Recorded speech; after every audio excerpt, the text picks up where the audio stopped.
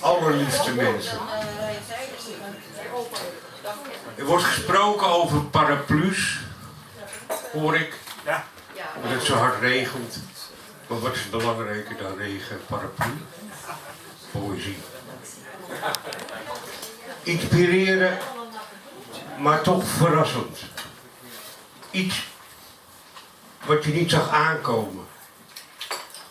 Een wending die je niet had voorzien. De verwachting wordt overtroffen.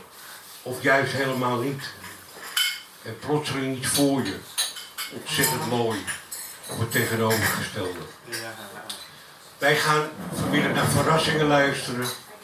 En er zit al ontzettend veel, verrassend veel dichters hier in Elders. Dus welkom.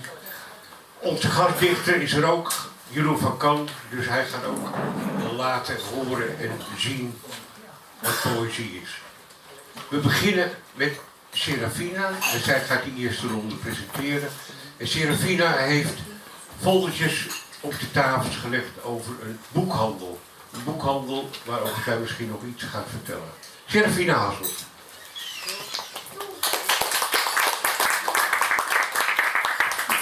Ja, dag lief allemaal. Misschien hebben jullie het zien liggen. Het is een flyer en daar staat op: laat de sterren der zee niet verdwijnen. Nou, alleen die zin al is voor vandaag, voor een poëziemiddag al erg mooi. Waar gaat het om? Het gaat om een tweedehands boekhandel en die is in Oud-West. De beheerder van die boekhandel is overleden, maar zijn dochter wil het graag voortzetten. Nu dreigt het dat de huur verschrikkelijk omhoog gaat en we willen proberen met een petitie is dit te voorkomen en dat het gewoon een normale huur blijft, zodat die tweedehands boekhandel, die ook een grote buurtfunctie heeft, mensen komen daar samen, praten samen over literatuur, over poëzie, maar ook over hun dagelijkse beslommeringen. Laten we kijken of we met deze petitie hun een zetje in de rug kunnen geven en helpen om het te voorkomen dat het verdwijnt. Dat over de sterren der zee. Hij ligt op tafel en daar zit een QR-code bij, die kan je scannen en dan kan je alles lezen.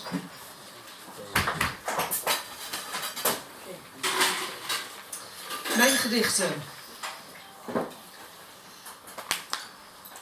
Verrassingen, ja. Een verrassende ontmoeting. Ontmoeting. Ernstige ogen kijken op. Verstild. Ver weg.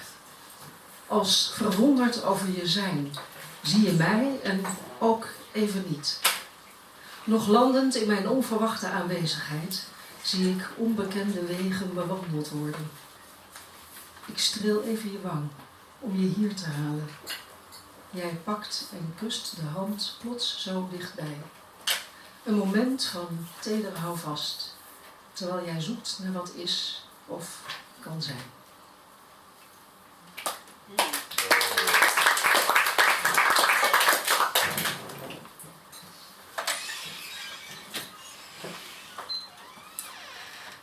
En deze over de uitbarsting in de lente.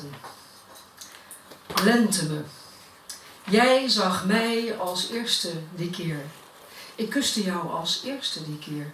Oh nee, daar gaan we weer. Weer een eerste keer. De omhelzing, dat zachte zoeken, dat inwendig vloeken.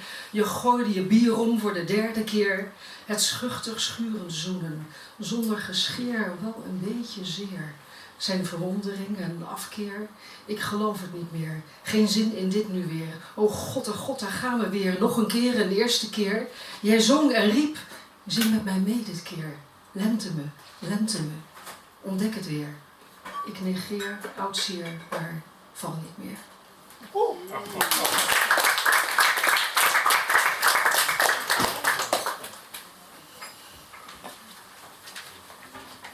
En deze over mij. Mij. Het ritselt en ruist, zuist met draaien en zwaaien, duizenden zweven en vliegen, hemelbogend van knisperende overvloed. Na weken drogen, dit zingend zaad zweeft in mijn hand. Iep geplant. Dank je wel.